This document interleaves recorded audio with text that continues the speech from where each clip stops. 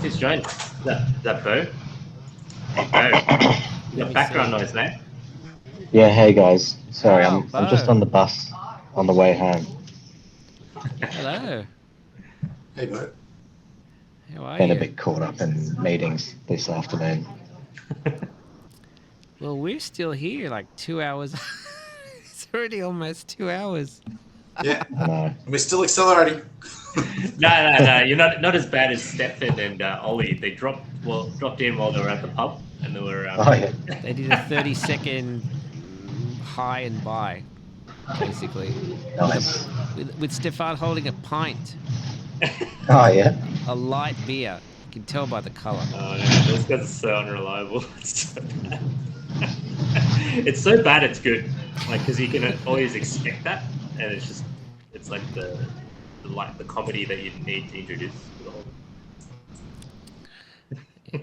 So, Bo, anything you want to like? Was there any topic you wanted to get out there? Because we've just been trundling along the Twitter feed, just being blown away by just the zillion things that are happening.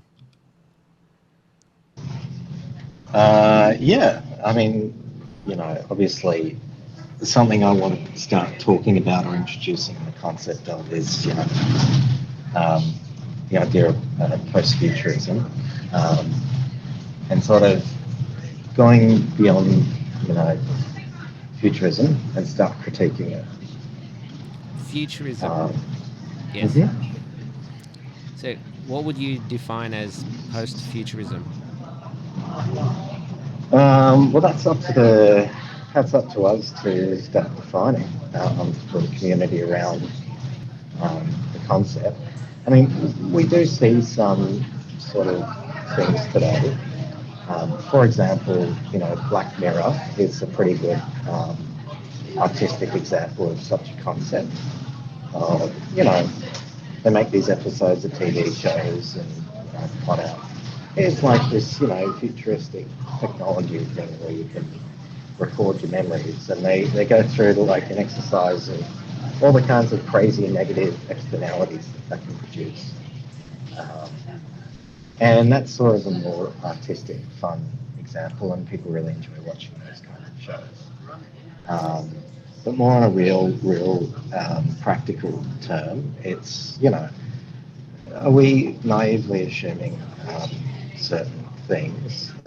For example, AI is just going to solve all our problems. Is it really? And maybe what assumptions are we maybe making today with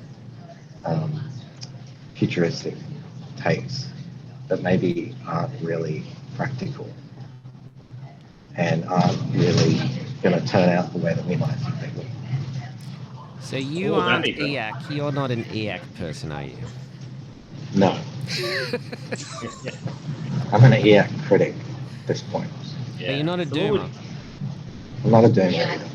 Yeah, it's more of a DAC. DAC is like, defensive acceleration. Yes. What was that, Peter? Offensive acceleration. Yeah, it's you gotta read Vitalik Buterin's work around this defensive acceleration. So you accelerate, right. Yeah, right. So you accelerate, but you mitigate the downside while maximizing the upside. Yeah. You hedge your risk. Yeah. And use common you sense. Try to make sure. Yeah. You try to make sure that you ask the question: Are we on the right track? Yeah.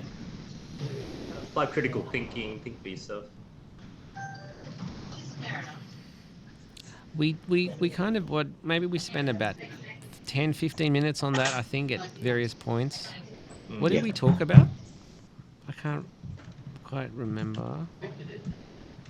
Well, we talked about EAC versus doomerism, but there's a middle ground, which is Vitalik's My Techno-Optimism. Techno-Optimism. So this is Vitalik's My Techno-Optimism post from November.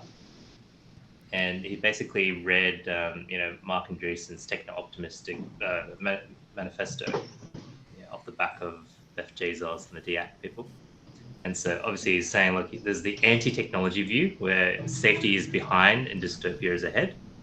There's the accelerationist view where, the castle positive, dangers are behind. I mean, utopia's ahead, dangers behind, and then Vitalik's view is the dangers behind, but you can choose whether to go positive or negative.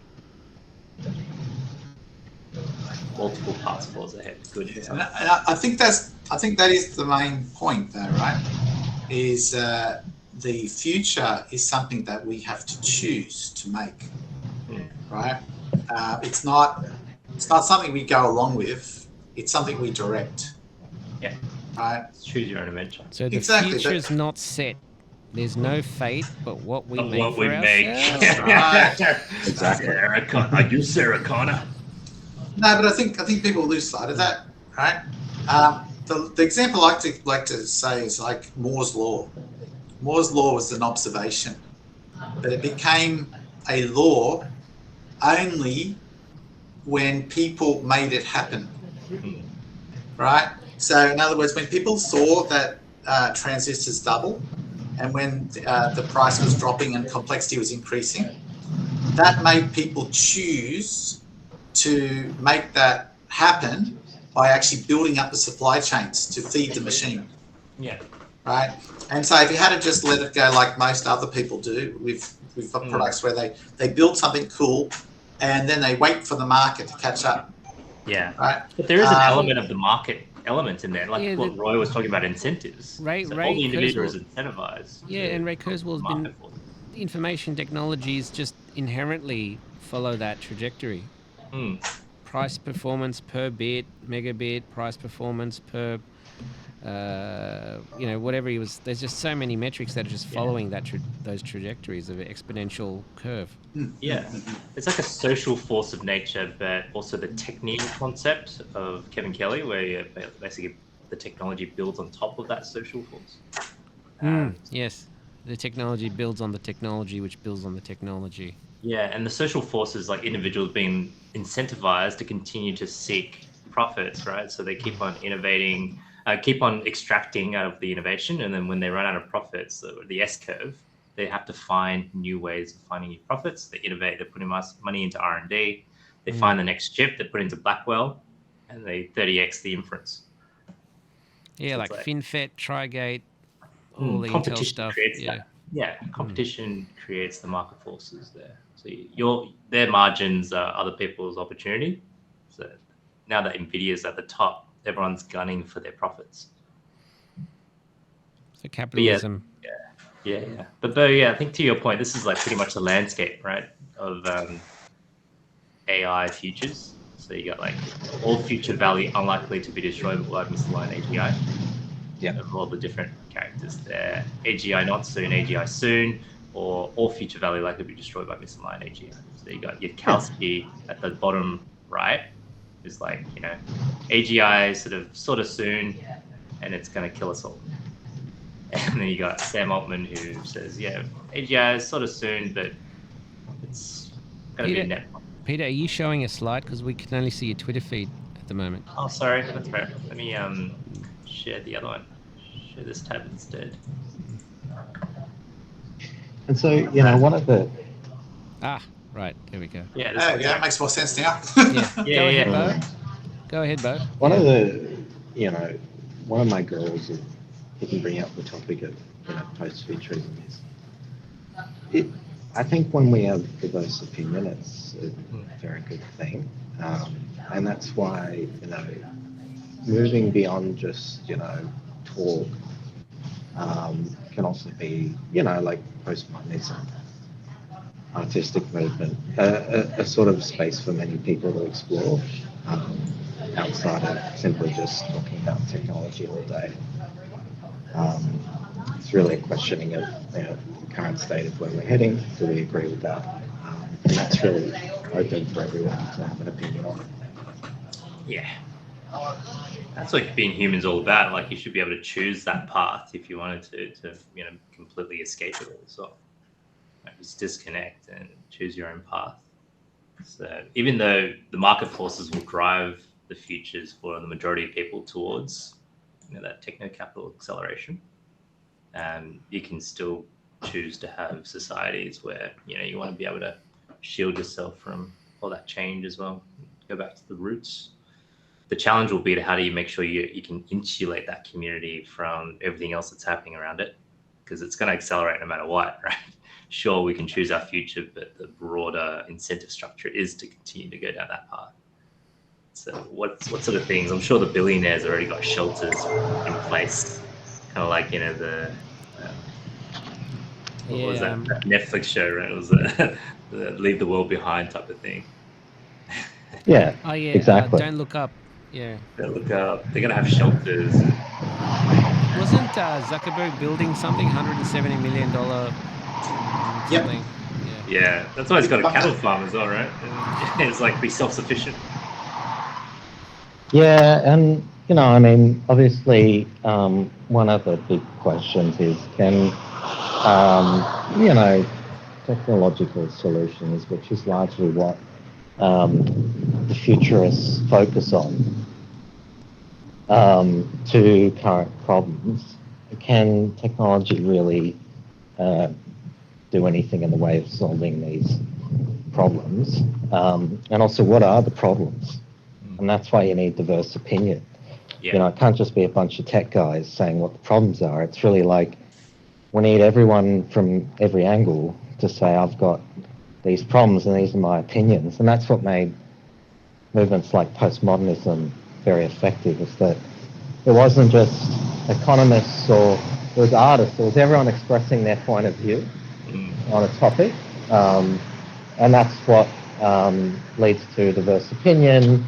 And I was sort of getting to the answers and the solutions that benefit the most amount of people. Yeah, the humans' problems. So we've got something in. I mean, we've got the communication network in place for that to happen with, and I guess we're in a position where with things like social media, Twitter, Facebook, whatever, we can potentially have these discussions. I think we are having these discussions, but they're kind of not all being.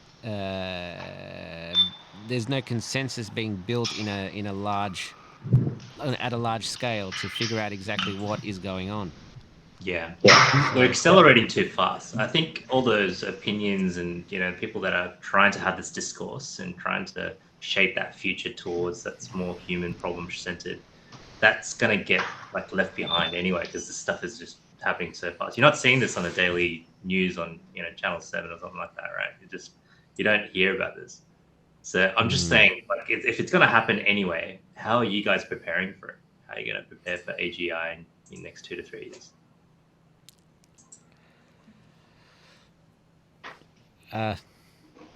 Brendan? Knowing information is power, right? So knowing as much as you can, and also just trying to keep up with it, basically. You know so much already, though. If you know AGI is going to happen in 2026, 27. Yeah. What are you doing around preparing for you and the family around what are you going to do financially, or what are you doing with your resources allocation wise, or what are you going to do to prepare for the onset of going to be robots everywhere to produce all the goods and services out there? Yeah, but that's the thing that's the conversation's not being happened, right? That's I don't know that conversation, but what are you doing individually, me right now? Yeah, what are nothing you really. So that's the irony, right? We know what's coming, and yet we're not doing anything about it. Part of the reason it's difficult, right? Because what can you do? Buy farmland. Hasn't that settled? Has it not settled? Buy farmland is one piece. Well, you need to have money to buy farmland, right? But you could sell your assets and buy a farm with a property on it. Well, property's expensive too. But why are you going to buy farmland? What's the reason? You put robots on it. Energy, resources. That's scarce. It'll still remain scarce. You need matter and energy at the end of the day. You need compute and energy. So you got to build data centers on that farm and build the robot manufacturing plants to help you service that. I mean, they might go up and down. They might just burrow into the earth, for all we know. Yeah. That's the thing. I don't think the whole AGI concept, even though we're predicting it to be 2026, 27, it hasn't settled in our minds to actually action that knowledge. Well, to be honest, I thought yeah. I thought no earlier than 2027, but my prediction is still 2029. Okay, yeah. Well, Even if it's 2029, it's like 5 years away. That's like nothing if you have to do some financial planning. But 3 years for major disruptions to hook in, because I don't think you need AGI for major disruptions to start happening. People are going to be scared. Let's go on to if you're going to do the prediction thing. So no last year, predictions. It's about doing. Like, what are you going to do about it? Oh, well, what I'm going to do about it? I have no idea, to be honest. Exactly, right? Otherwise, I would have kept my AMD shares and put the video years ago. That's the thing. We keep talking about it, but we're not. We have the information. It's feeding to us. We don't need more information. We just need to action it. Like, we need to be a large action model, not just a output. And that's kind of the purpose of post-futurism, to be that sort of umbrella of action. Actually start talking about practically what are we going to do, and also well, I think for me, that the AGI thing and stuff, like I feel like the real test is, does the media say it is the thing? And no, forget the media, Bo. What are you individually going to do? Hey, Peter, can you cancel the slide? Probably. Please? Oh, sorry. I was showing the Doomer slide too much. When AGI comes along? Mm-hmm. No, right now. Like, in anticipation for AGI. Or do you think it's too far out to plan? Well, right now I'd like to start getting as many diverse opinions involved in discussing the matter. Because, the more preparation that we can have if this is a thing, the better that we can make sure that this benefits everyone equally. Yeah, so that's your action point, just to gather more thoughts on it. I made a website for doing something like that. It's called fieldofthoughts.com. Yeah. Think it and they'll come. That's right. So, yeah, that's something that we should continue to do more of. And what about the whole buying farmland? Is that a thing?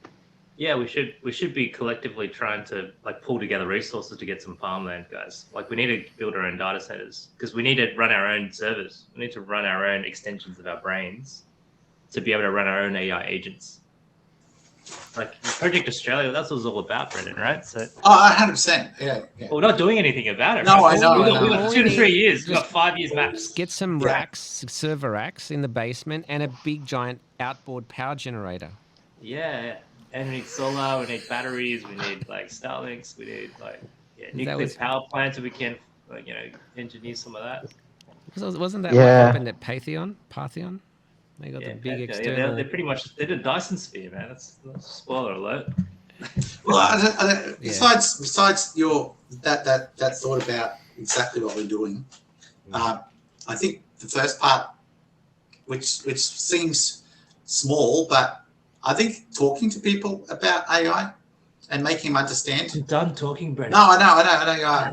But it's been 10 years. It's time to prepare now. We actually have to action it now. My wife, I try and show her something. She's like, I don't care about that, Roy. I really don't care. Yeah. There's going to be whole population, 99% of people are going to think that way, and they're not prepared. Yeah. We're in a position to actually prepare, yet we're not doing anything about it. So but that's the thing. You've got to make them care. No, forget making them care. We care, and we got to do something about it ourselves first. It's very hard to make them care, because they think you're crazy. They think you're nuts. We think we're crazy. That's why we're not actioning it right now. That's true. We don't believe ourselves. That's true.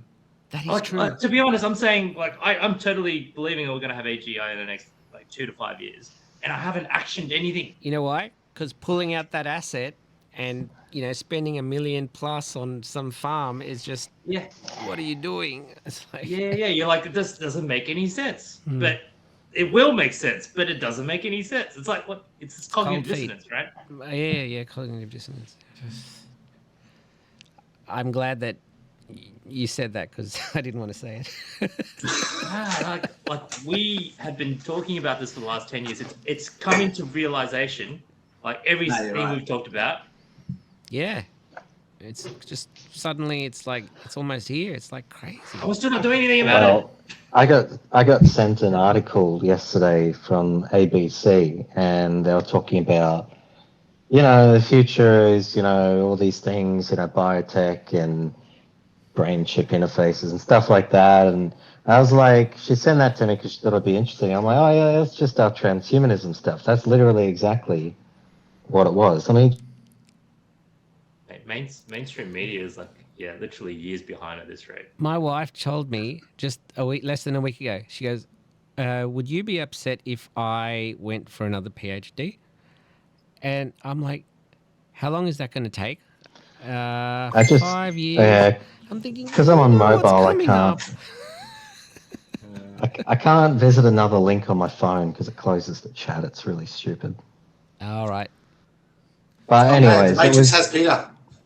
Peter, it was basically Peter's screen's going it was back. basically an ABC article describing transhumanism. Forget traditional media, though. Like, you got to go straight to the source now. Like, traditional media is just years behind, literally. Like, they'll post an article that happened a year ago. You're like, oh, breaking news. So this Neuralink stuff's been worked on for the past, 5 years, 10 years. It's my brain's gone to mush just now. I just can't think. Yeah, when did they first announce it, right? Little 3 Little Pigs demo, they did that. Was that 5 years ago? Yeah, Less. it's 5 years ago. When was the monkey with the joystick? Monkey was 2 years ago, 3 years ago. I think that's when the first I heard it was maybe a year or two before that, and that was it. Yeah, And everyone 3 Little laughed. Pigs, yeah. Everyone laughed at Elon saying, "Yeah, right, whatever." Just like they laughed with his Tesla robot, "Yeah, right." Yeah, And the cars, "Yeah, right."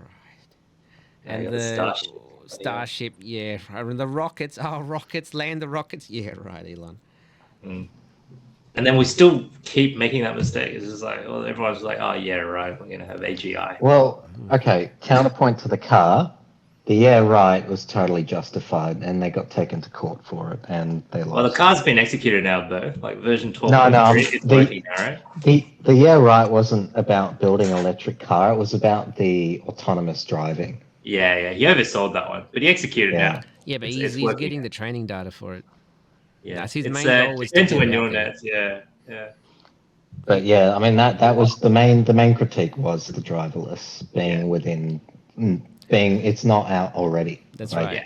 It's Well, that's just Elon nitpicking time. now, right? Yeah. So it's kind of like Elon time, yeah. So at the end of the day, like it's here. Like we're looking back, but we're going to look forward, and we're still not actioning what's going to happen. So I mean, at this rate, BYD will probably have driverless cars first. Hey, yeah, Roy, you posted some properties on the chat, right? Some of it was between here and Macquarie or something. Oh, yeah, there was a property going for like 1.7. It was huge. Mate, we can do that 4 ways. Let's get it. Sell some crypto. We got to do something, man. Yeah, exactly. I mean, that's like that. You could just borrow. Yeah. You know what my plan is? I'm just gonna buy a nice sports car, and that'll be it. So that's your plan, bro, for AGI, huh? If you Your last buy- Ferrari run, or if you buy a, I'm just gonna drive a Ferrari around all day, and it'll be all good. still well, it won't filling up lose and driving value. manually. Put it that way. It won't lose value. No. There's some girl dances on it. Well, if you're a doomer, then you'd believe that once you got your Ferrari, you wouldn't have to worry about paying it off. Yeah, exactly. Just get maximum credit. Maximize all your debts. Yeah. I mean, what the hell? Like 30-year mortgage. Come on, guys. Like you can just add on top of your home loan. Like you're not going to have to pay it off because AGI in 2 to 5 years. I can't wait for hyperinflation to get rid of my home loan. I mean loans. yeah, hyperinflation or just basically debt forgiveness because robots are going to produce all the goods and services anyway. I haven't seen that in. Well, So I I haven't think seen that ever. that's but one yeah. action now that you could do, right? Just maximize your borrowing because the term of the loan will be post singularity. Seriously, like the loan for 30 years from now is 2054, right? To pay off. Well, also the other thing is Yeah. getting a loan is free money, like because the way that the monetary supply works is This that is not financial advice, by the way. it's not. You're borrowing from the future. Yeah, the like dollar generations. keeps becoming worth less and less. We're the and last less, generation. the purchasing We are power. the last generation. Like we are the last of humanity. And you know, the more of this lending happens, because basically, like, you know, if you end up with a bunch of equity, because you had a bunch of loans, that's not, you didn't earn that through your production. Yeah. And that's fundamentally the issue that causes inequity in property Ponzi scheme. Yeah, it's not, not time just out property. is actually to flip the equation and make the banks the bag holders. Right? Well, I mean, the point of the whole point of lending is that it should carry sort of risk with it, but the risk with property just isn't there because it just goes up. The market's going to let it, so you might as well game it. It's free money. It's free money. But yeah, GBC is going to come to it. So, yeah, but that'll be like the final cycle, like 2 to 5 years from now. You got AGI that's going to save the world because it's going to create that abundance to, mitigate all the downside of a recession because you got all this economic output. I expect $1 million Bitcoin before AGI. Yeah, that's the final cycle for crypto, at least, right? But think about this, but what are you going to do with that sort of monetary value in Bitcoin? Like if there's a super intelligent AI that's already sort of creating abundance. I'm a prime asset maximizer. Like that's my strategy. So if Bo was linked to us like an AI, he'd be the paperclip. Yeah.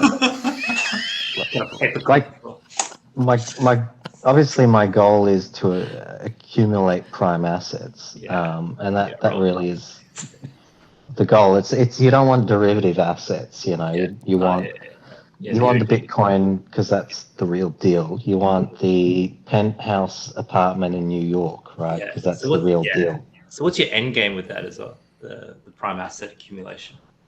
Well, at the end of the day, prime assets are derivative of the other prime assets. Like you just look at the largest asset class, that's the most prime asset.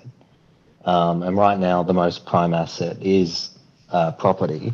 So the most prime assets are the penthouse apartments in New York and stuff like that. But what about if people? What about if people leave the city because there's no point being in the city because you don't need to work? Wouldn't that cause a deflationary pressure on the market prices of loft apartments? But there's still the social aspect. I'm just making an example, but still, for example, in Sydney, a waterfront mansion on Potts Point, that will always be a prime asset. What about waterfront on Menai? I don't know. No, that's a derivative asset. No, Bill, what I meant by end game is, and then what? You've accumulated all the prime assets in the world, and then what? It's just a game. The game is just to acquire all of them. It's just a paperclip monopoly game. For your social gamification of your life, right? So if that's the game, if that's the end game, that's fine. That's great. So it creates the enjoyment and the actual thing, right? What about if people are virtualized and they just have their penthouses in the virtual world? Well, that could happen. I think in terms of different asset classes, I think there's also affordability, right? So, prime property assets are out of the reach of literally everyone but the elites. But prime crypto assets are within reach of everyone today. So you can gain exposure to Bitcoin. Anyone can. You can't gain exposure to the waterfront houses at Potts Point. So there's also there's also a component of what you can even afford. And your best opportunity is to look at what you can afford and buy the most prime asset that you can afford. Yeah. Sorry to grill you on this, but like what I'm trying to get at is like I think you're still thinking in a scarcity model for the world. What we're talking about is like how do we prepare for AGI, right? And post AGI, I do think of a post scarcity model. No, Yeah. I don't really think of post scarcity. Yeah, so you don't think post scarcity will ever be a thing because of the social Well, aspects? matter can't be created nor destroyed, so I don't see how you can't not have Well, You scarcity. can be virtualized. No, and also Earth is, that's the matter you're thinking of. You're not thinking outside of beyond the planet and the stars and stuff, right? I mean, that's actually one of the sort of post-futurist critiques potentially is like, is that even practical? Because, for example, like how much loss of human life would be involved to make that practical? Loss of human life because of yeah. trying to ship them in space. He hasn't seen Pantheon. Yeah. He hasn't seen Pantheon. I think, Bo's gone down a sort of an arc, right? Like, because you remember we hosted our meetups like 10 years ago, and Bo was joining us. He was sort of coming up with his different the thoughts that we're in a bubble, right? And I think Bo explored the sort of the crypto arc around the scarcity and how do you have max supply, the Austrian economic side of it, and it's sort of, and he had to go through the whole being financially independent and getting all apartments and things like that. So you have to learn a lot about property and how to make money in this world and all that. But I think we've lost sight of the bigger picture of where we're heading as a society around where this tech is going. And I think that's where this post-futurism debate is starting to come about, because it's like you're not seeing the potential upside because you probably think it's not practical. You're not thinking what AGI might mean, because we're already stuck in this sort of collective mindset that this is how everything will continue to be, because that's what rewards you. Like, you accumulate more money in the bank, you have more crypto and the assets, more Bitcoin. But at the end of the day, what would it actually look like when we have robots creating all the goods and services? And when I think there's also what you want it to look like, right? Well, I think that's where the doomers come, right? Because the doomers can't see beyond what's happening today, right? It's like electric cars. I have these arguments with people who don't believe in electric cars, because they go, you can't take your electric car out in the desert. Electric cars only have this much range. What do? And it's like, they can't see beyond the problems, as opposed to what happens when you got the solution. It's not a way of tracking and saying, hey, electric cars can't do X. What you could say, electric cars can do this. If we wanted to do something else, how can we make it happen, right? So in other words, if you've got a problem where you can't charge your car between here and Brisbane because it's going to travel beyond the things, you go, oh, well, that's a problem. What do we have to do? Well, we have to put charger infrastructure in there. Now, that's being built now. But before, they didn't have it. So they said, what happens when your car runs out of electricity? Range anxiety. We get filled up, right? So the next thing is, it takes time to charge your car, right? Well, and the other issue is, well, you have to fill up your petrol tank between here and Brisbane anyway, but it's quicker. That most people go into a McDonald's or something that's like that, and because you're driving a long way, they'll have a bit of a rest, right? Let their kids play in the playgrounds, they have a bit of an eat, and then go and drive some more after they've filled up the petrol tank. While you're doing that, you can be charging your car, right? There's ways of thinking about how to solve problems that may not be solved at the moment, and what do we have to do to put that infrastructure in place? And this goes back to your question about, okay, at the moment, there's it's almost what's sort of a fixation on buying property at the moment, right? Because the whole economy in Australia has been skewed or poisoned into property ownership. You can't have one, you've got to have two, you've got to have three, you've got to have four. What happens when you get old? Oh, you've got to have another house to sell it off so that you can go into retirement. All this stuff. It's all about accumulation of houses. 10% of houses in Sydney are empty, right? So, it's why they're empty? Because people are collecting assets, right? And they don't want to put people in them so they can flip them off faster without actually having to worry about pesky tenants and stuff like that, right? And so the whole thing's been skewed, right? The question should be asked, why the hell do you need 15 houses to look after yourself in retirement? Right? What are you going to do with it? You can't live in 15 houses. You can live in one, maybe have another one for a holiday or something like that. But there's this fixation on housing. Well, what about property is turned around its head and it says, well, instead of actually being rewarded for buying 15 properties, you're rewarded for buying one, the one that you live in. And also, what if there's an infinite amount of houses that you can build now? Yeah. Like, because it's a fraction of the non-scarcity, cost, right? Yeah. Also, the land tax is a killer in New South Wales. But you know how Australia, how I mean, big it is, right? One of the interesting questions is like, how do we solve inequity issue? How does AGI tackle that? Because, you know, there's one of the big discourses today is, you know, resource constraints and burning of resources, which causes global warming. That's one of our big, large, extrinsic risk factors today.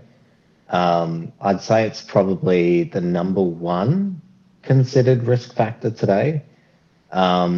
But an interesting question is, will we reach civil unrest caused by inequity, which is evidenced in countless societies? Every society in history goes through this. You end up with a large inequity, civil unrest and an uprising and an overturning, and a new sort of society emerges as a result. And, you know, are we headed towards that civil unrest sooner than we would be facing significant problems caused by global warming? Which one's going to happen first? I think likely civil unrest is something that could happen first. And you've got, what's that guy, that hedge fund macro guy that does a lot of YouTube videos? What's his name? Ray Dalio. Ray Dalio. Yeah, he talks about this. Like every time I talk about this with some people, like, oh yeah, Ray Dalio says that. It's like, I'm not copying Ray Dalio. But yeah, he says a lot of this stuff. So I would like, and this is sort of an interesting question about, are we heading in the right direction? Like, it's more like, are people going to be happier in 20 years? I wanted to chime in, if I can, just to mention that you've got the poverty line, right? And that should be significantly raised through AGI, or even before AGI, to the point where you can have a you can have a Gini coefficient that's really bad, where a lot of people, you know, a very small amount of people own most of the wealth, but the poverty level is so elevated that it doesn't matter as much. So people aren't going and protesting on the streets. There's no crime, etc. That is a thought experiment I've been through, and that would definitely be a big area for post-futurists to debate on, and more like work on actually modeling out practically, rather than just saying it. It's like, let's actually model this out. Let's actually do some research. And well, there's a product out already, bro. How's your WorldCon going? It's going great. It's 10x, right?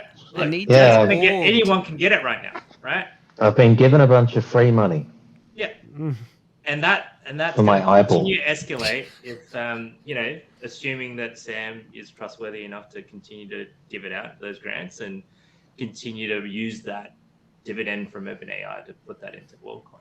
Yeah, but how do you get that WorldCon because you can't scan your eye here? So this is the doomer mindset again, right, Brendan? So it's one mechanism. It's zero knowledge proof. So you got to understand the technology first, and it's open source, so you can scrutinize it. But it's a one mechanism of enabling it, right? Otherwise, you gotta like get some options on Pitchfork. Also, would love to say you can get your eyeball scanned soon.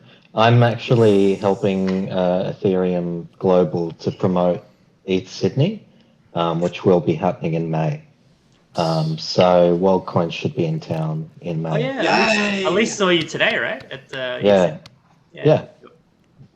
So yeah, ETH Global Sydney is happening in May. So that's another thing I want to help maybe get maybe some of the people in the transhumanism community signed up for the hackathon if they're interested. Yeah. Also, I just wanted to say that the it's in the best interests of everyone in the world, even the elites, to have a thriving, robust economy with consumers with purchasing power. If you don't have that, your economy will deflate. You'll have crime, crap. It's just awful. Whereas if you have, even if it's through UBI or something, you got consumers. They buy cars, they buy houses, they buy furniture, they buy this, that, the other. That's just what you need. Whether that's coming from people actually working or robots doing the jobs for us, and then just the funds are allocated to the consumers. It's just there's already a precedent for that during the lockdowns. We've got steamy checks, right? And the government's going to keep printing money. They will not let deflation happen. They'll just keep printing. Okay, so we're going to give that out steamy checks. No more Fort Knox. That's that this kind of mentality of demand-driven growth rather than supply-driven growth did crop up in the Great Depression, obviously, with But that was deflation. But, That was but deflation. what we're with the saying banks. is it is going to be supply-driven growth through the abundance of AGI this time around, right? And so there's going to be deflation, but the government won't let it happen because they want control of the monetary supply. So they'll just keep printing money and give that out as handouts, as stimmy checks. Yeah. That way they're still in control. Isn't it, and continue to enable in the Great Depression, they cut the monetary supply. Bad move. How does the AGI create the supply? robots. Where does the resources come from? Energy, sunlight, batteries. Solar pump. Yeah, I mean, The we got ether. to, like, Comes for all from the the ether. lithium batteries, we got to dig up a lot of lithium. So, Yeah. I mean, that's an Dig it interesting up thing or to look find it off- into. It's try to figure out how much Yeah. lithium. I find, Like, I to find actually model out, one of the practically, biggest- how much lithium do we have? Yeah, But one of there's- the biggest critiques I'll have, Bo, around this line of thinking is that we've got to go back to first principles around physics. So you got to understand how like material science works, how all the stuff in the ground, how that's creating like actually its products, right? And the resources is not a scarce thing. It's the whole process of refining that lithium that's scarce because they're always discovering more, and there's more like stuff outside of Earth as well that you could also. And it's also GNOME, like- the GNOME project. They found 3 million new different arrangements of matter, and you can like spike silicon with something else and create a battery 500 times more resilient. Yeah. Blah blah blah. So at the end of the day, Bo, it's just matter and energy, and converting that into useful things for humanity, right? So if robots can do that, and to create more robots, like that's pretty much a perpetual motion machine in a sense. And recycling. And just think of them as free digital labor as well. Yeah. No, because recycling is Yeah. that's a whole bunch of stuff that's not recyclable because we used to just bury it in the ground. Now you can dig it up and sort it out, right? So that frees up, well, a lot of extra materials that's just buried underground. Plus, with nuclear Right. fusion, because the energy requirements were quite high for a lot of those things. Yeah. And I think that's the biggest challenges for society there. Like we're not going to be able to like argue and convince them unless there's a sort of a common foundation Unless of it knowledge. affects them directly. Unless it affects them directly, but also how they can think critically going back to first principles around physics. Like at least there's a common denominator that everyone should be able to agree on. Math, physics. Otherwise everything is just opinion. Very well said.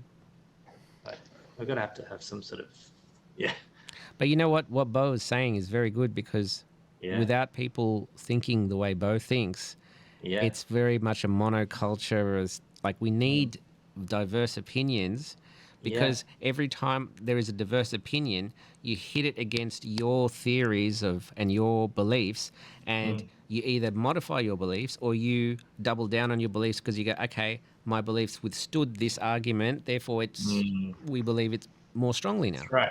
Yeah, exactly. It's an I mean that's like kind of the beauty of postmodernism. I mean, you had the Enlightenment, and then people started questioning, is this all good? And it wasn't. It was just critical thinking.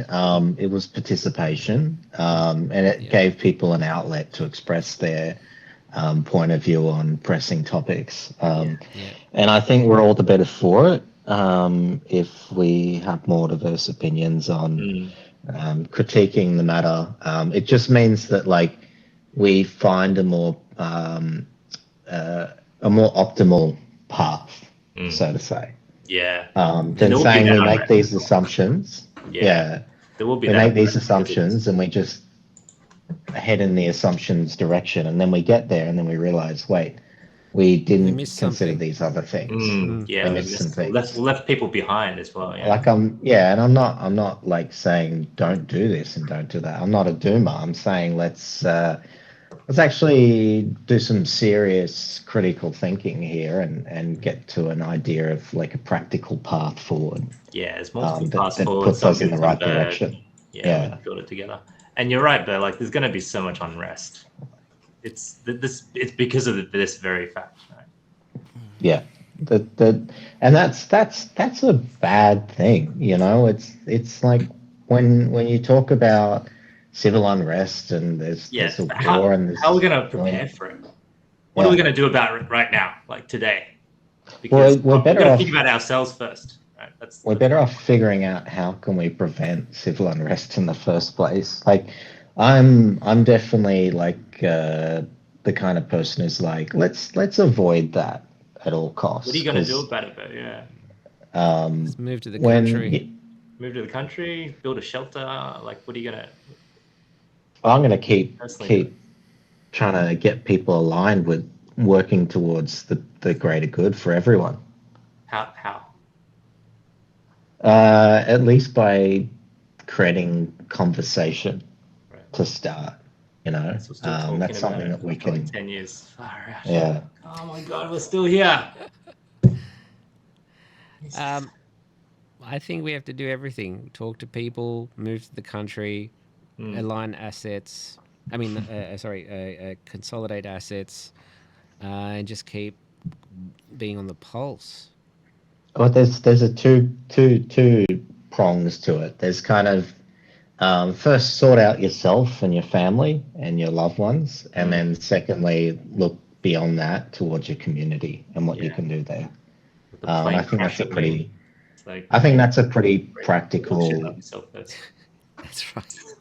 Yeah, I mean, there's many ways of building a society, but I think of starting at sort of your close loved ones, your family, making sure everything's good. I mean, you've got to start with you being good. If you're not good, it's pretty hard to do right by your family, and then so on and so forth. And with like the concept of 6 degrees of separation, right? Like everyone's pretty interconnected. So assuming everyone's taking care and doing the best by themselves and the people around them, and that means by the theory of 6 degrees of separation that everyone's doing good by everyone. You know, it's interesting you brought up communication, because I was just having a conversation with a sysadmin of mine, and he was saying, oh, why don't you get a server in Europe? I'm like, man, it is so slow. And it is because we only have, fiber through Singtel, Singapore Telecom cable under the ocean, and a few others. That's it. The rest is satellite. Starlink, man. We are like in a remote area of the world, and we've got a huge country. Yeah. And when you think about it, that might be an advantage for this thing coming up. Oh yeah, just cut the cables. Nah, the Starlink. I don't know. Australia's a big country, but like, is it very habitable? I don't know about that. That's what the robots can do, though, right? So like, make it habitable. I think we need some oil. We don't need oil. We have tar sand and oil shale in abundance. I'm just being funny. We need to be like Saudi Arabia. We're Saudi Arabia. We need lots of oil, and then we can Dune, man. It's like Dune. You know, we got the giant. You know how much uranium we have. We got a giant oasis in the middle of the desert. Ice must flow. We have more uranium and gas, guys. We have more uranium than any other country. We give it away. We give our gas away. Power plants, man. Yeah, set up those gigafactories. Well, that's what I was thinking, right? Because remember we used to talk about this Manna story, right? Building Project Australia, right? Government always whinging they can't afford stuff. $2 billion a year in royalties they get from $98 billion of gas that's exported, right? Now that's not how much gas we export. That's how much gas profits we are missing out on compared to some country like Qatar or somewhere like that, right? Or Could you imagine Norway. having $98 billion a year in royalties? How much you could, Social Security, you could afford that. NDIS, you could afford that. You could even build a chip fab. You could build lots of stuff, right? But I tell you, I know why they're doing it that way. Obviously, it's like, shh, someone's getting paid off. Oh, we know. One of the things was, and it's too hard to John convince Howard everyone shitty as well. contracts. It's too hard to coordinate like at that level as well. Like we can't even ally our life partners like to do the same thing. Right? This is why we haven't taken action. This is why we haven't bought the farm, because who's going to bloody sign off on that? That is true. I mean, Norway We haven't even aligned. charges Forget like, government. We haven't aligned even our closest life partners. Yeah. Like, you are in the best position to do this because you don't have someone that's your boss right now, right?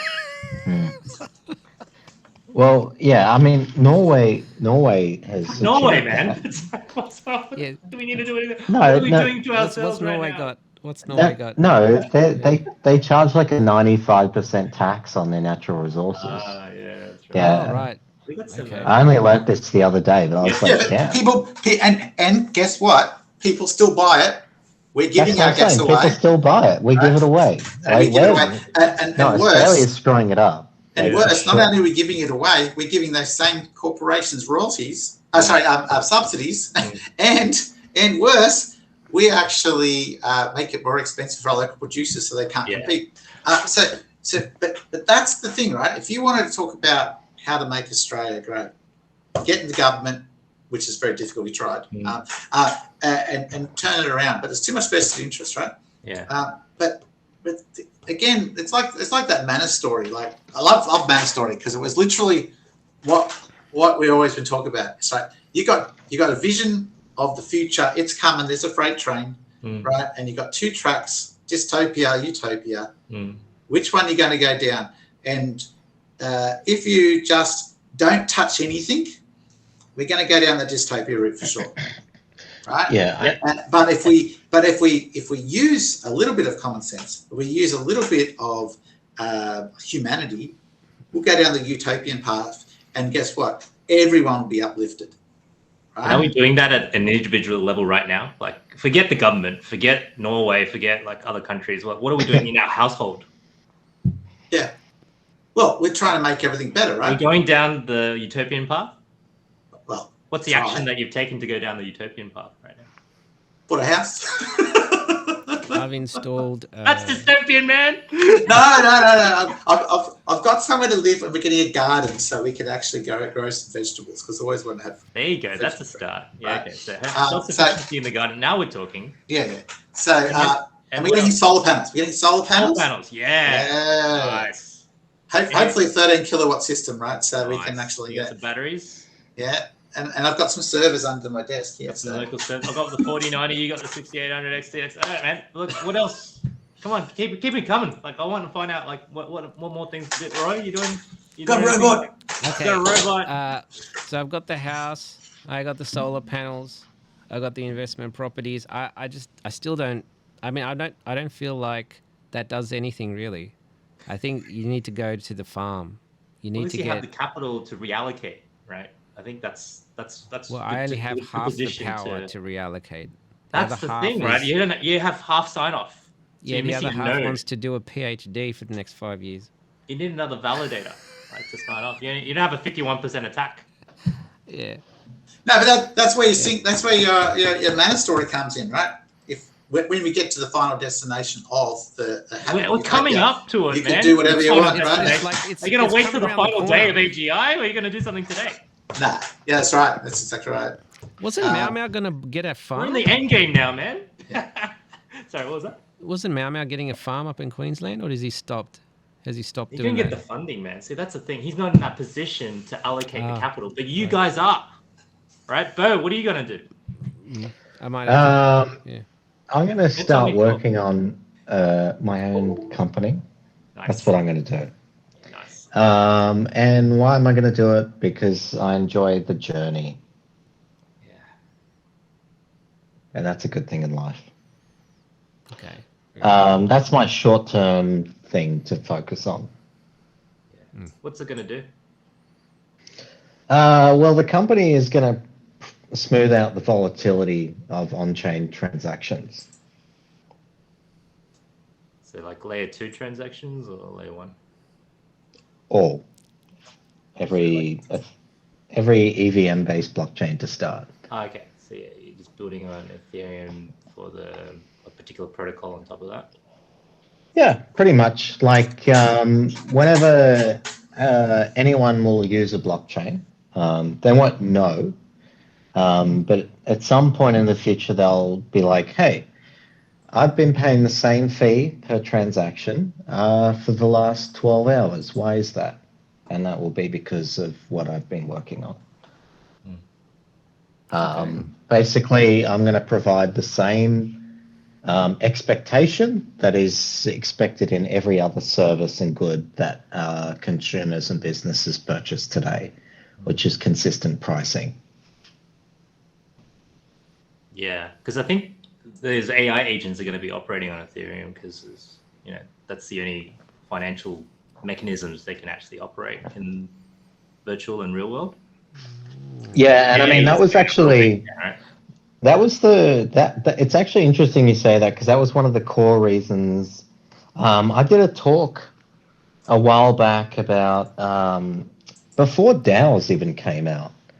I don't know if you guys remember about autonomous taxi vehicles. So sort of combining autonomous Teslas that could drive themselves around and offer their own service. And they're like not owned by anyone. And this is something that I've been really interested in and working towards for a long time, because when you talk about this abundant mindset, this is actually where the abundancy crops up, is that now you've got an entity which doesn't have a profit motive, but simply wants to provide a service at the lowest cost it can possibly provide. It's like a paperclip maximizer for providing competitive services to the economy. Just wants to continue to exist and provide value. Yeah. And we're obviously still a long way off that. And I've gone through a lot of the thinking on this problem, and you need an entire supply chain of autonomous services. You need services that provide car servicing. Like, just this one problem is so detailed and complex to implement. You need a DAO dynasty, like to service it, like mini DAO, sub DAOs to be able to service, to do the repairs and maintenance, others to manage the fleet. Yeah. The point is that I see this as actually achievable. Yeah. I believe in autonomous, perfectly competitive service-based businesses being something that will exist in the future. I think it's going to the capability is going to come out this year. Yeah, and it's just about the infrastructure to actually make it work. And that is the abundancy argument. The abundancy argument is that I think it's not. This is a thing that I get.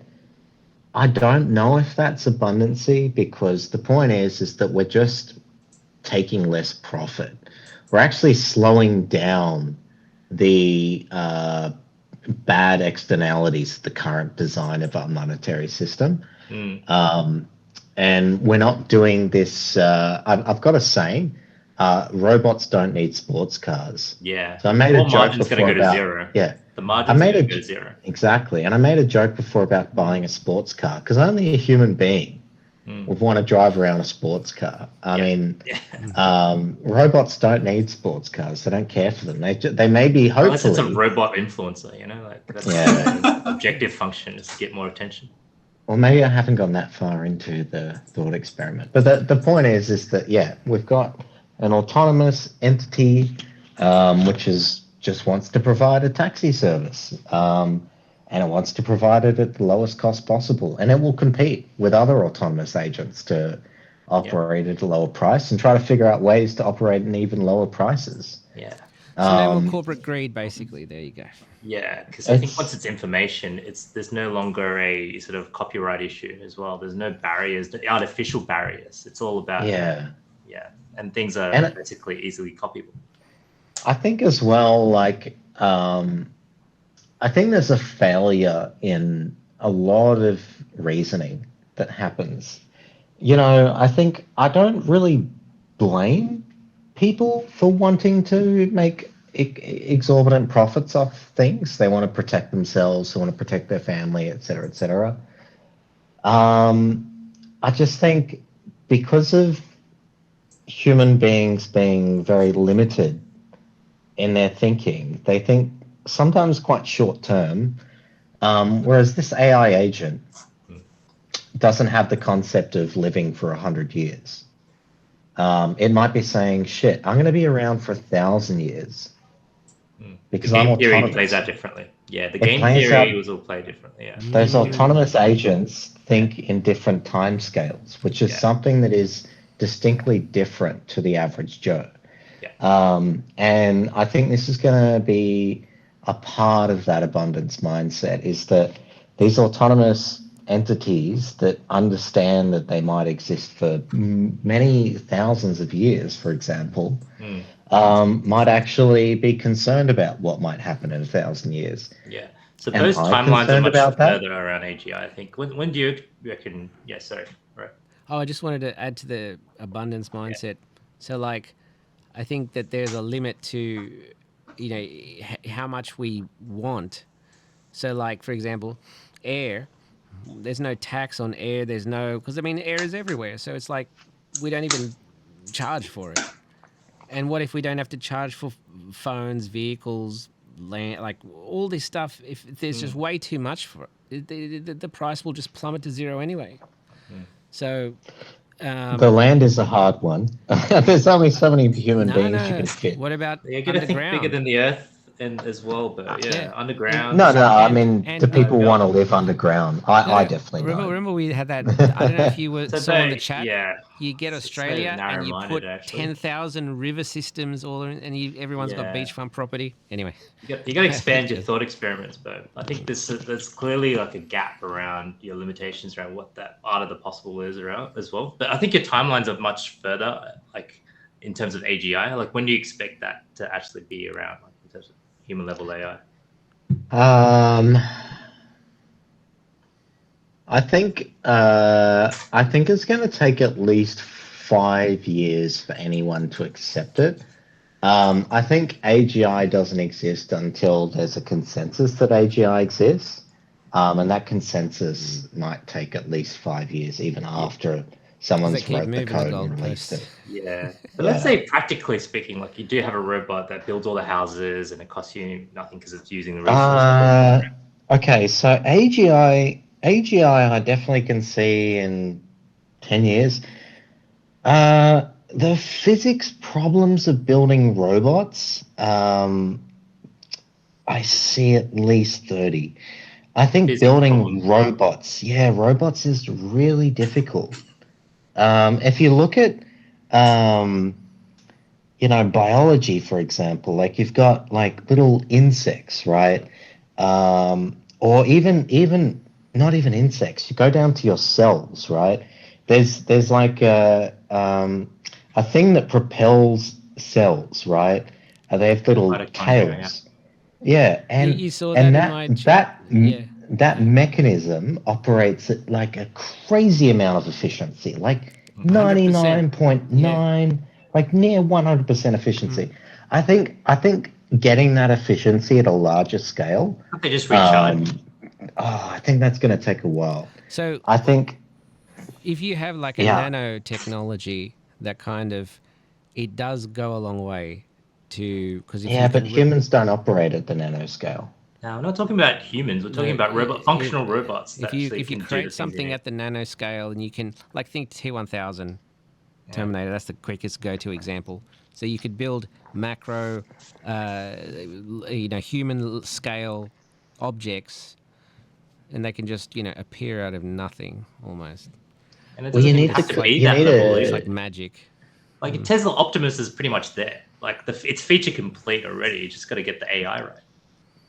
Yeah, and that's the thing. That's the thing that people understand, right? They looked at like the robots throughout history, and they're all basically trying to get the intelligence into it. Now we're close to getting the intelligence in there, and now the motors and the actual physical construction is relatively. It's hardware complete. Yeah. It's hardware complete. Actually, not software. my sort of take is actually intelligence is really cheap and easy to produce. I think we're like not understanding the physical difficulties of producing hyper efficient, mechanisms and motors that operate at like crazy physical efficiencies.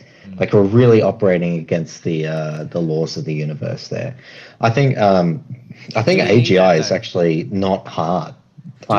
That's the thing. I think AGI is a bit uninteresting. So you reckon that's 10 years away? 10 years Yeah, 10 years away. I think So AGI. so if you got 10 years before you have like robots that are building abundant housing.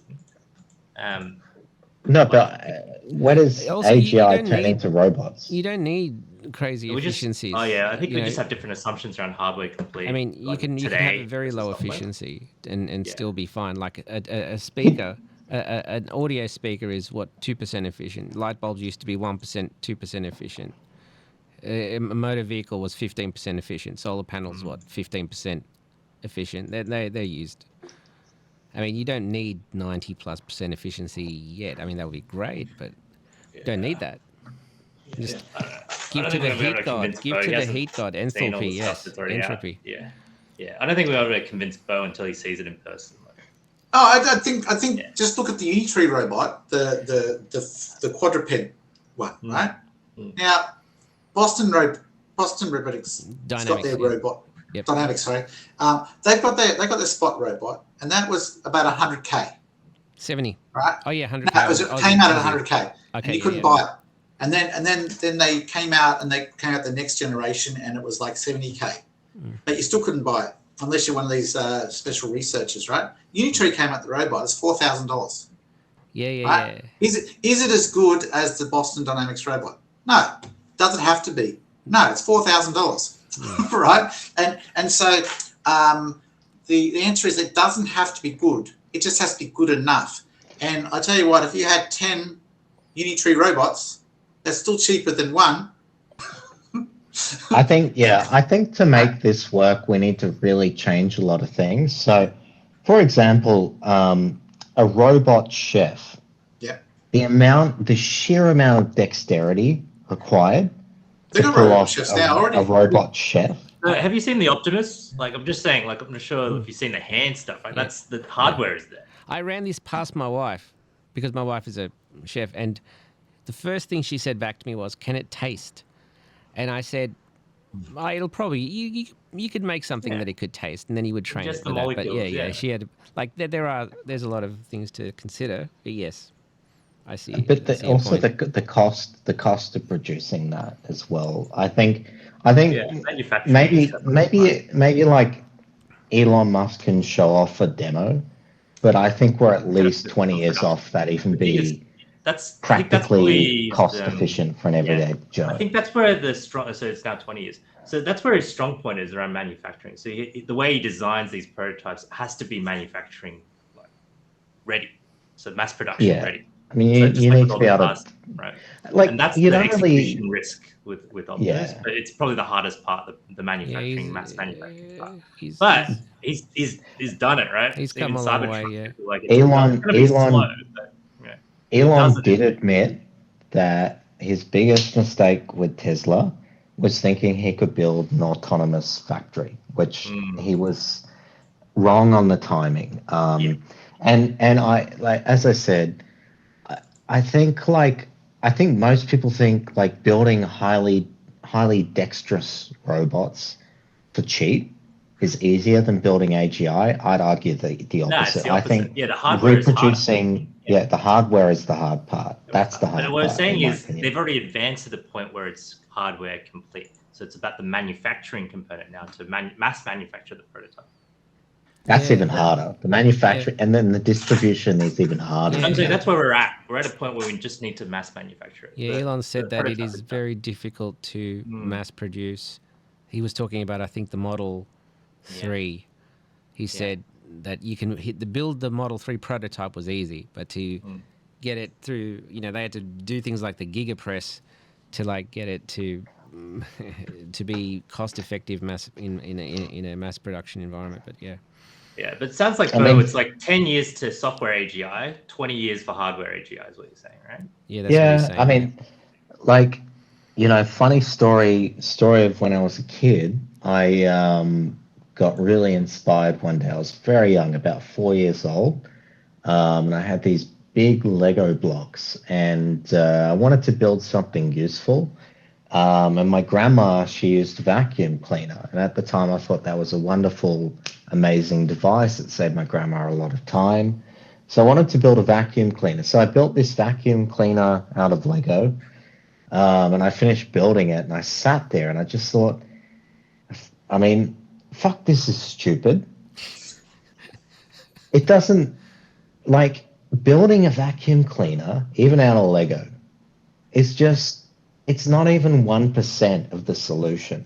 Like, the other 99% is in manufacturing and distribution. Mhm. And that's always been the way that I've seen these kinds of things. It's like, yeah, you can build a prototype, but can you actually put that in the hands of my grandma? Like, can you put it in her cupboard so it's there so that she can buy it from the shop and she can use it? Like, can mass she actually manufacturing is use the this final thing? step, right? So again, so I think we've got to like 10 to 20 years. We're gonna have Yes. like useful, abundant robots creating goods and services, right? Well, it depends what you talk about useful to abundant robots, right? If you're talking about humanoid robots coming in and cooking in your own kitchen, maybe. But you're talking about warehouses, right? We've already got them, right? Who's a programmer? Are you a programmer, Brendan? You are a programmer. Partially, I'm not a very good one, but I do program. Bo's programmer and Peter's So we've all been in this situation, right? We've got this program in our minds, and we're coding it, and it's like, oh my gosh, there's so many errors. But then you've been there. The moment you get it to work, and Don't it have to worry about it again. Yeah. it just And goes now crazy. you got Claude 3 Opus or GPT-5 model to come in and actually does the programming for you. So we're missing that point of exponential, right? But That's all I'm even if saying, it's 10 to 20 years, right? Even if it's 10 to 20 years, Bo, that's still like you'll be what? 45? Okay. You'll be 45 or 50. Like that's still in your Don't lifetime. talk about using AI to write code to engineers. I said No, that but I recently. think that's right now, right? I said it in the wrong way. I was like, can we not use ChatGPT to write unit tests quicker? And the guy's like, you can't use ChatGPT to write unit tests. I'm like, no, I mean like write the scaffolding, guy. Yeah, Write the boilerplate. scaffolding. You remember Boilerplate. that? You remember that It's meme? the worst it'll ever be. I'm like, yeah. Captain But America. you you can't. gotta keep No. testing it. You gotta keep You using can- new models, right? You can't just give up on it today. it's a really interesting question because is it so wrong to use AGI to write unit tests it's and fine. write the code? Yeah. Well, the interesting thing is that in the current setting of the world, that is a very, in my opinion, correct assumption. It would actually, like, let's say that you're and this is in the context of $1 billion company with a product with billions of dollars of revenue. Would it be smart to use an AI to write all the unit tests and then to start updating all of your dependencies and stuff? Probably not right now. Do you know?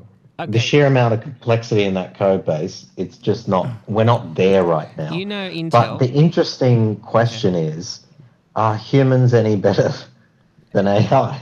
All And the truth is that we're not. We're just the correct. same thing. I wanted to answer that. I want to answer that thing. You know, Intel, they would mathematically proof their processes manually by hand decades ago. And they stopped doing that because the processes became too complicated for a human being to manually proof. So they used computers, and the computers manually proof all the chips for the last 15 years or something, maybe more. Yeah. So Most of the That's research really is interesting. There's precedence. It's already happened. Now AI generated reality. Currently in the blockchain space, we hand write mathematical proofs. So there's a framework called Cetera, etc. is a really cool one. CETORA, like etc. And it's designed for writing formal verification in, so you could take the ERC20 contract and you can formally verify it. A formal verification of your code means that it's 100% accurate. It does exactly what it's intending to do. But we handwrite this stuff today. So it's interesting you say that, because I wonder if that's a good, that's definitely a good application for blockchain. More margins Because of error. Yeah. one of the beauties of smart contracts is once you build a formally verified smart contract, and this could be a basic smart contract like an ERC20, or it could be a contract that does a complex amount of stuff like a lending protocol or something like that. Once it's formally verified, you're basically 100% sure that that precise code is precisely correct, and you can deploy it millions of times over and not worry about it not working, which is one of the really cool things about smart contracts versus legal contracts. You can't really do formal verification on language. It's not built for it. Yeah, it's open to interpretation. So they can get more lawyers to spend more time on it. Yeah, but you can do formal verification on code, which means that you can say, when we deploy this contract, it will do exactly what it intends to do, which is a very cool thing about the self-executing nature of smart contracts in combination with verification that they work correctly, is that you know that whenever you deploy this smart contract, it's going to every time self-execute, and you're going to get the right result every time, which is a very cool thing. And that applies to AGI quite a bit, because that's the kind of infrastructure we need for AGI. We need accurate self-executing smart contracts, which is originally why I got so interested in finally. blockchain. All right, we know what Bo needs to build now today. That's it. That's your next project, buddy. Just kidding. Yeah. Now we finally got there. I was just like, shit, what are we gonna do? I'm not gonna. I mean, we need the financial infrastructure. I mean, one of the problems that one of the biggest problems I see with the whole AGI thing is that it's not compatible with like legal frameworks and everything like that. But in AGI, like originally when I gave that talk on the autonomous cars, the best way to bootstrap it is just to allow them to use digital cash, because they can't immediately today use it. They don't need any rights, or we don't need to change the laws or anything. It's ready to go. Humans are happy to transact with them. Yeah. 3 hours. And 3 hours, man. That's a Lex Friedman length right here, Roy. You've done it. You've done it. You're going to get rate limited if you get to 4 hours. If you try to upload to X. Thanks for organizing, Roy. That was awesome. Was that everything that you wanted to say, Bo? Yeah. I mean, there's plenty of things to say. We'll have to do round 2 eventually. That's enough for now. But rock up next time. We'll do it next Friday, same time. Yeah, next Friday should work. Get your camera on with the settings. But yeah, it was really good. Thanks for suggesting as well. Yeah. Like the last 2 hours was just crazy.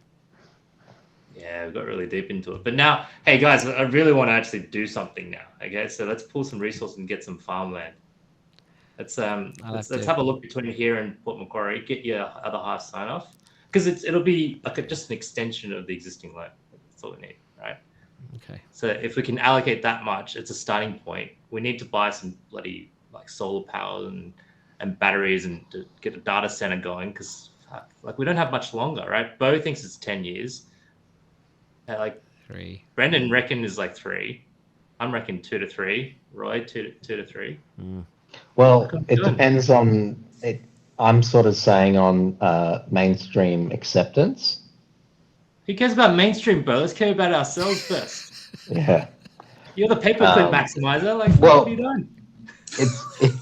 I don't know. It's not really it's not really a thing until everyone says it's a thing. No, use your critical thinking. You just argued for critical thinking this whole time. Come on, yeah, man. and that's how I last 10 years. It's every day. It's like literally, it's coming into fruition. So let's actually do Project Australia now by starting with ourselves. Well, it's like, there was an electric car, like Tesla had an idea of an electric car, but it took so long for, it's not even that we couldn't build electric cars. It's just that the mass opinion was that petrol cars were better. Not the opinion. We can adopt it today. They everyone else. They weren't incentivized to build it properly because they would cannibalize their petrol industries. Do you know what electric cars are really popular today? Like, besides, supply chain. No, supply chain. Right? So if you're an electric vehicle, you don't need as much parts in your warehouse, right? You don't need as many brake pads because, you basically use regenerative braking for most of the stuff. You need less drive chain, a whole bunch of other small parts that you need in an ordinary petrol car. You just don't need them. You don't need the spare parts in your data center. That's like your warehouses. You're going to upset a lot of people if you're in a conventional car industry. No, I know, but that's why okay. So when the Libs were running a scare campaign about coming after your ute because they talk about electric vehicles, right? The consensus was that after 2027, there will be no new cars manufactured with internal combustion engines. Now it's 2030, right? But yeah. Yeah, but they said 2027 back then, right? Hey, here he is. Holy. He's still going. This guy rocks up at the end of the podcast. What was that? At a pub. What did you... Rocks up at the end of a podcast at the pub. Hey, bro. At a kebab shop. Kebab cafe. Oh my gosh. But This is hilarious. What was Hey, that? What was Stefan, that Stefan. schooner you had? What was the schooner? What was it? nice one. Yeah. Stefan, what are you going to do to prepare for AGI? What are you going to do to prepare for AGI? He's going to have a pint. That's what he's going to do. I can't even hear it. I can't even hear it. He's going to drink his way to the singularity, man. Accelerate More alcohol. The pint. I guess that's one way to go out, right? Like you just freaking numb it out. I guess maybe, yeah. Okay, so I'll say 5 years then if we're just saying like programmer commits a line of code to GitHub, 5 years. But 10 years, like, because the problem is like programmers have committed lines of code to GitHub and no one gives a fuck. Like no one uses AI. Like the truth is no one's using it. And everyone's running around, VCs are running around, putting AI in every single app. I got an email today, Slack AI is here. I couldn't give a shit. Did you see that joke about Captain America? So I'm saying 10 years until people give a shit. No, I think that timing's off because what's last year when everyone was all getting very excited about ChatGPT 4, right? Everyone was like, "Oh, look, there's AI. Oh, we're going to stick it in everything, right?" But you couldn't do it because compute wasn't there. It was too expensive, supply chain issues. No one could afford to put it anywhere because it was too expensive in API costs, and it wasn't feasible. This year, hardware. This year, adoption. Right, most of the corporations now are supplying Microsoft Copilot, right? Windows Copilot, GitHub Copilot, right? It's all being deployed, right, across organizations everywhere. Brendan, wasn't there a thing from GitHub that said over 60% of the code submitted was AI generated? Oh, I don't remember that. Okay. Yeah. Developers are definitely using it. I can tell you that. Yeah. Probably they're the people using it more than. I mean, I was using GPT, well beyond ChatGPT through OpenAI Codex, right? Okay. Because I had the Copilot. My wife was in the medical community, right? And even in the medical community, they found I don't know what it was like. These words is, because I am an AI model or something like that. They found that in papers, published papers had that phrase in it, which means that the researchers wrote their papers using AI. Yeah, And and that's true, right? But remember, the technology is not 100% there, and also people weren't. They got very excited about it without thinking if the technology is ready for deploying into production, right? However, this is now 2024. We've got big compute. We've got large-scale adoption of AI technologies across most organizations now. It's all happening. It's all getting rolled out. There is now, I suppose, a mindset of when to use these auto-generated AI programs for particular use cases and when not to, right? And also extra-textual scrutiny of those edge cases, right? Like that lawyer that went and prepared his case using AI, right? Now, kind of dumb, right? That you submit exactly what was done for an untrusted technology at the time, right? But it's going to get better. It's going to be, I think the population will be more used to aligned to where they can understand when to trust it and when not to trust it. So my kids use it all the time, right? Why do they use it? Well, I gave them warnings about how you can't trust it and all sorts of stuff, but they use it regularly. They know when it's going to give them garbage answers and not to trust it. But what they use it is they go through. It's like I like to think about AGI right now, not AGI, sorry. These AI models is an ideas generator. I've got an idea. I'm not really sure. I type it in. It gives me something. I don't know whether to trust or not. Now you can Google it, look up your textbooks, or do whatever the hell you got to do to actually verify that answer and get your understanding. Right? You could call it an intelligence workhorse. Well, yeah, you could call it that, but it's like an extra tool in your arsenal, right? And yes, you can't trust it at the moment for everything, but a lot of the use cases you can, right? It's just making sure that we've got the maturity of people actually understand that the technology is not infallible, right? Actually, it's like NPN. It's an NPN problem. Like you can tell it, you can give it a problem that's hard to create, but it's easy to test for. Like, like when you guys sent me your summaries, and they were like quite huge, and I told ChatGPT, can you consolidate this into like 300 words? That would have taken me a long time, but then all I had to do was just read it, 15 seconds. I'm like, oh yeah, that's fine. Yeah. So it does solve NPN. Yeah, and see that's one of the big use cases of these technologies. I think it's why they're going to actually get adopted very, very quickly in organisations, because they are like an intelligence optimizer, maybe accelerator if you want to think of it that way. But you can get a lot of work done using these models where it takes basically what you said. Generate something very, very quick to actually verify if the output's correct or not. Yeah. Right. And that's what my kids use it for. That's what I'm using it for. And I think that's how it's going to. That's probably the first adoption. That's going to be mass adoption, right? These corporates, right? Filtering emails. Yeah. Right. But to Bo's point earlier around like trying to wait for consensus around AGI, like the forecast just keeps like shortening.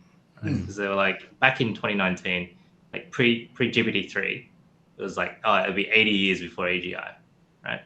And then GPT-3, 50 years. And then ChatGPT, 34 years. And then it was 18 years after ChatGPT was 18 years, GPT-4, and then 8 years. And then if the forecast is well tuned, like right now we're very accurate around 8 years. So back in 2022, it's 2030 AGI. But if we keep getting it wrong at the rate we're getting it wrong, it's going to be in 2 years. You can see the trend line. This is what I mean around like don't wait for consensus, because you have a critical thinking of your own. And I'm not saying I'm personally waiting. I'm more talking about when is the When is AGI a thing that if you went to someone on the street, it's AGI a thing? But is yeah. that something that affects your actions today? Oh no, It's no, like, I'm just yeah, yeah. like So the if Industrial it's 2 Revolution. years, Yeah, no one, you couldn't walk up to anyone during the Industrial Revolution and say, "Is this the Industrial Revolution?" We're like, "What are you on, mate? What's the Yeah. Industrial Revolution?" That's like, so if it's but if it's literally 2 years away, like why aren't we doing anything about it? Well, yeah, good point.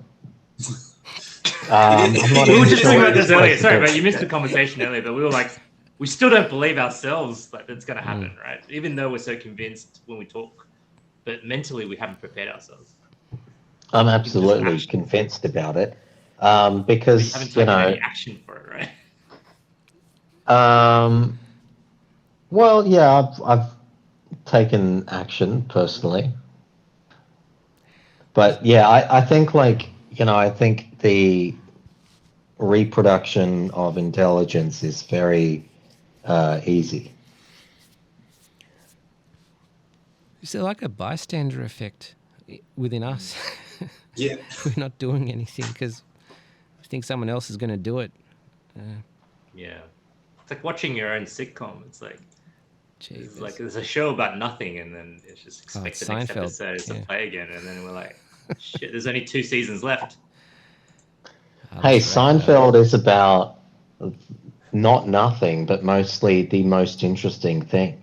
Yeah, which it's is the most what interesting of everyday life. is everyday life. That's exactly right. The sociology of everyday life. That's where sitcoms come from. That subject. It's examining the situational overfittedness. comedy. Yeah, like Larry David when he does that skit where they're standing in a queue, and it's like trying to make fun of someone cutting the queue, and how funny is it that people just stand in a queue and they just queue up and they don't cut? Why is it that people do that? There's so much like everyday life that is taken for granted. Most of the things that we do constantly are so mundane, but affect us so much, and we just completely brush them off.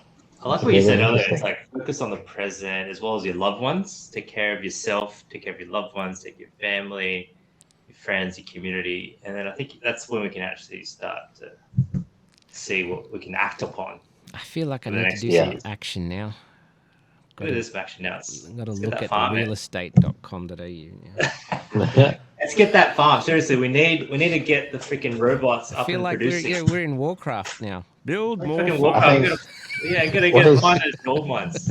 My action now is to look at what is the next trending shitcoin on Solana. That's going up the Maslow right there, bro. Transcendent. Guys, you don't even want to see what the meta is with Solana today. It's ridiculous. It's hilarious. I mean, I find it hilarious. The meta with Solana today is there's like a bunch of racist coins. Oh dear. I can't even say the names of them because they're like literally racist. Oh my God. But that's the most ridiculous thing I've ever seen in this crypto scene ever, is what happened today, which was that someone made a racist coin a few days ago, and all of a sudden they thought, this is the new meta, and now there's like 100 racist coins today. That's what everyone's trading. Probably done by 4chan. Yeah. They're tokenizing every aspect of humanity. I think the good and the bad. It's you know what the next meta is going to be when they start tokenizing things beyond humanity's imagination. So it's like inventing new shit. Tokenize the unifying theory of everything. Like OG meme. It's like, oh my god. Didn't they create a DAO recently around the mother holding up the little girl and while the boy's drowning in the pool? Like they minted that. They created a DAO around that for the foundation. I'm not surprised. Or the burning house kid. There's a token for everything. And the the guy checking out another girl while his girlfriend's going, what the fuck? Like, that's also that one. Yeah, that's in. This one that's was the in one Tokyo. I've been trying to tell Bo. This one, there's the Captain America meme. You know when he's in the elevator and he talks and it says "Hail Hydra." Well, there's a new one that's out. It's like I program. I'm a programmer. He goes, and the dude with the glasses turns around and goes, "Oh, what programming languages do you use?" And Captain America leans over and he goes, "ChatGPT." And they all start fighting him. Every idea, every unique idea we thought is going to be tokenized, and then guess what? They're going to use tokens per minute and feed it back to us. They're going to like monetize the actual output of the same bloody royalties that's been ingested. It's all converging, man. It's all happening. Get more compute. Compute's the new currency. So if you want to go maximizer, that's what you got to do in the next 2 years. But AGI can't copy Bitcoin. Unless AGI can reverse it. When you have abundance, that's when you don't get it. You don't get post scarcity, man. You don't believe in it. I don't know. Yeah. I like my Bitcoin. This gaddy's for communists. It's all good. No, we love post scarcity. I mean, so. It's the transition that's going to be messy. No, so post scarcity. I mean, why is Sam Altman building WorldCoin? He wants everyone's eyeballs. Because so I'm talking about scarcity here. So, if scarcity in this sense, right? Post scarcity means that AGI can crack any encryption algorithm. It can't. And verification is going to be. No, that doesn't necessarily mean it can do that. Post scarcity doesn't mean it can crack. No, and that's what I'm saying is the power of Bitcoin is that an AGI can't crack it, which makes it useful amongst the AGIs. Why wouldn't AGI be able to crack it? It's just cryptography, man. Yeah, but he's talking about quantum and it can't find the thing. I mean, okay, so a quantum-proof Bitcoin upgrade. Take 1 billion years. Bitcoin could potentially be cracked by a quantum computer, but I've been investing in quantum computing for a long time. Very bullish on it. We're still a long way off. Like, you're not thinking AGI super intelligence, man. It's like, come on, man. It's thinking linear, but still, let's. No. I mean, you actually need a functioning quantum computer. Also, Shor's algorithm doesn't work as efficiently as. So I need a new algorithm and a new computer. Anyways, and then we can transition the cryptographic protocol. Also, there are quantum-proof cryptographic protocols. They're all moving from this year.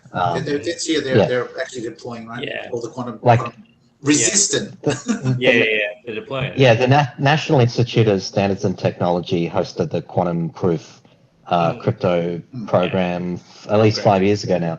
So, like, my point is, this is actually a really good thing. I'm trying to say that an AGI can't crack a good encryption algorithm. That's because an AGI is a computer program, and that's a great thing because that actually creates. You need security. Like even AGIs need security. AGIs need to be able to trust other AGIs, and for that they need encryption. And quantum communication. Yeah. They need money that can't be faked. Otherwise, like if AGIs can print fake money all the time, AGIs can't even communicate with themselves. Yeah, money. I think compute is just going to be the future currency, right? Like actual compute, because that's what's going to enable the AGIs to continue processing and existing. Also, if you consider the size of the universe, humanity would be the scarce resource. So we might have an inherent protection, like, we can't wipe out humanity. Ideally, if we're still relevant, that'll be the money thing, right? Who will we sell the cars to? Who will we sell the sports cars to if we kill all the humans? That's actually the one of the positive outcomes, that humanity is still relevant. So I think let's aim for that. So it'd be like WALL-E. We'll be carted around in tiny self-driving wheelchairs. And in that future, status is still a thing, even if you're in the metaverse and you still got your. The compute will be the currency, because you saw in Pantheon, right, Roy, how you can overclock, which means you're literally going faster in time and doing more things than anyone else without. I like it compute. when you go to the stars, and you are an Alpha Centauri and all the rest, because your sun has exploded and their sun has exploded, and you have to live off Hawking radiation. You have to underclock yourself so much. that the distance between you and the other stars, even though they're millions of, thousands of light years away, Yeah. is seconds now. Exactly. You can You just watch communicate millennia fly by. and communicate just with the chilling, whole you know? galaxy in like real quick. And I Oh, was you don't thinking, get bored, right? yeah, you It's can't just stay in this millennia form. fly by. This form in real time is just waste. You got to think bigger, bro. Cryptographically secured assets is one of the key things that will unlock an AGI society. It cannot exist without it. That's going to tokenize the compute, right? That's Very good. it's absolutely important. This is a core computing fundamental. You need security. Without security, there is just nothing. It's pointless. Yeah. And there's no way to remain like your own There's no agency. differentiation. Yeah, you'll be the Borg. You'll just be like hacked and merged, right? Your GPUs will just get stolen, and then your source code deleted. You can't even, like that's one of the that's why the blockchain and AI duo is such a big duo right now, because they are a duo. Yeah, assuming Like you agency need, is still, yeah. And the core thing is this sort of self-executing smart contracts. Self-executing means what? Autonomous. Yeah. Right? It's all part of the same. And permissionless and trustless. These are core components of building a future digital economy by which AGIs will operate in that digital economy. You can't have the traditional banking system today, or there's no other alternative model. You need cryptographically secured settlement systems to settle transactions between humans and AGIs, and they need to be cryptographically secured. I think that's a very good point. Yeah, that's your Maslow project, Bo. That's your 2-year runway to AGI. That's how you future-proof society. Make sure we still maintain our individuality and agency, and make sure we're cryptographically proven. Even AGIs need their own agency. Cloud intelligence, right? And they can't secure themselves. Yeah, they can't secure themselves without one little exploit, so that when we try and buy property in the Macquarie region, more compute. Yeah, just let it go through. Yeah. Because if you can simulate the property, right, it won't be any different to actual physical property. Like for you as an experience, right? Like the Matrix. Yeah, literally just simulate it.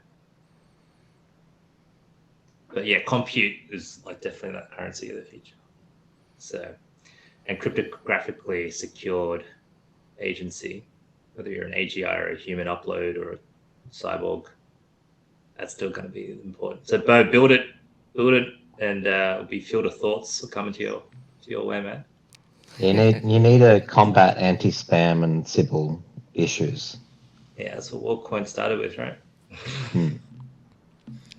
Well, this anti-spam. Well, anti-spam would bring you security, and you can get rid of the spam. It's like DDoS attacks, right? Because at the moment, like, how do all these people spam your phone calls? They basically copy your phone number. You just say some phone number. If they had a unique ID, right, then they wouldn't be able to spam your number, because you can block them when you found it, right? But they keep number hopping. So you need that anti-spam network security to identify people. Yeah, and with AGI, it's incredibly dangerous with bad actors. Obviously, there's so many exploits. Without any cryptographic security, people are totally screwed. Like, there's no way of, like, we could be on this chat right now. I could have been chatting to you guys for the last 2 hours, and you could be AGIs, and I'd have no fucking idea. How do you know we're not? I mean, of all of us, I think Bo's probably the most likely the AGI, because he's already like faking the the shitty quality of the video. Just like, hold up your fingers, man. Hold up your fingers. Quality, man. Yeah, hold up your hands to see your fingers. Now that was passed. That Turing test was passed. He's got 7 fingers. Sora 2, man. Sora 2. I'm going to tell the difference. All right.